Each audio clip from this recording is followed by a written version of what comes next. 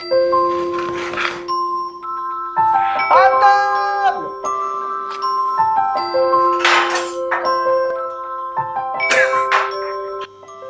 Salut les RH. Aujourd'hui, on va aborder une longue thématique de 3 vidéos sur la question du management. Ah, excusez-moi.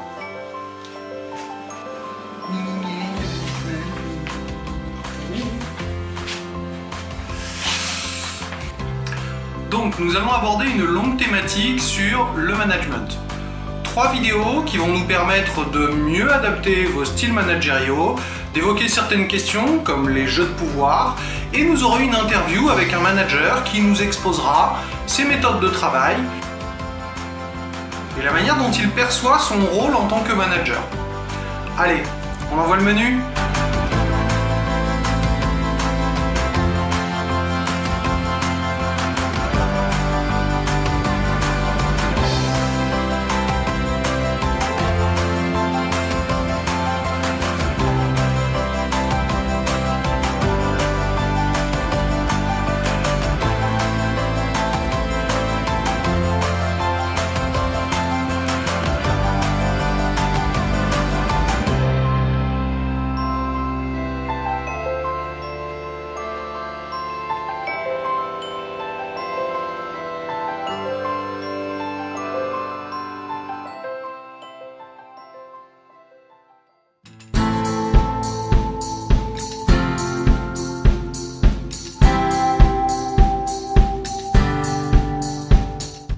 Bien, nous allons pouvoir commencer avec ce premier sujet. En qualité de manager, l'un de vos rôles essentiels demeure la gestion de l'humain. De par votre statut ascendant, vous pourriez être tenté d'user de certains jeux de pouvoir afin d'arriver à vos fins. Et pourtant, vous seriez rapidement en difficulté, au point de voir votre organisation se déliter, et les salariés risquent de ne plus adhérer à vos objectifs. Pour comprendre les jeux de pouvoir et ainsi mieux les éviter, le point de vue de l'analyse transactionnelle est intéressant. Dans un article de Jutta Kreienberg, que vous trouverez dans le livre Pouvoir et autorité, aux éditions A&T, je mettrai la référence dans la description. Eh bien, l'on apprend qu'il existe 4 types de jeux de pouvoir. Le premier est le rétrécissement du cadre de référence. Ici, on est dans le blanc ou noir. Il s'agit d'un jeu à somme nulle où le manager réduit les perspectives et les solutions de son collaborateur tout en le soumettant à sa volonté. On peut entendre des phrases comme « si tu ne fais pas cela, tu n'auras pas tes primes ». Le manager demande un investissement en contrepartie de l'effort du salarié. Le second jeu de pouvoir est appelé le pouvoir des puissants. Dans ce style d'encadrement, le manager use de son statut pour soit détruire le cadre de référence de l'autre, soit contourner le cadre de référence de l'autre.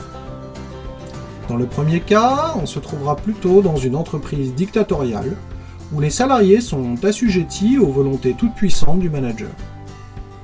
Dans le second cas, les règles et les valeurs morales sont totalement mises de côté pour la seule satisfaction du manager. Mensonge par omission, transaction, la culture de la carotte ou bien manipulation sont autant de techniques employées par le manager, plutôt manipulateur dirons-nous. Le troisième jeu de pouvoir, selon l'auteur Jutta Kreienberg, est le jeu collectif de persécution, où le manager monte tous les collaborateurs contre un seul. On parlera ici de mobbing. Un salarié est ainsi désigné comme la seule cause de tous les problèmes de fonctionnement de l'entreprise. Cette technique permet surtout au manager de sortir de la lumière et d'orienter le projecteur dans une autre direction. Le dernier jeu de pouvoir, et pas des moindres, comme disent nos amis anglais « last but not least », le pouvoir de ceux qui n'ont pas le pouvoir, ou du manager qui se cache et n'agit pas pour faire comprendre que c'est bien lui qui décide. Un peu comme un caprice d'ado en somme. Voilà, comme nous le rappelle l'auteur, Jutta Kreienberg, dans son article, vous pourrez à présent vous référer à vos expériences vécues en entreprise, que vous soyez consultant manager ou salarié. Je vous remercie d'avoir suivi cette vidéo. N'hésitez pas à nous laisser un commentaire ou un pouce bleu. N'hésitez pas également à consulter notre blog sur notre site www.chase-rh.com. Nous prolongerons ainsi le débat. Vous pouvez également vous abonner à notre chaîne. Vous pouvez également consulter notre page Facebook et notre compte Twitter.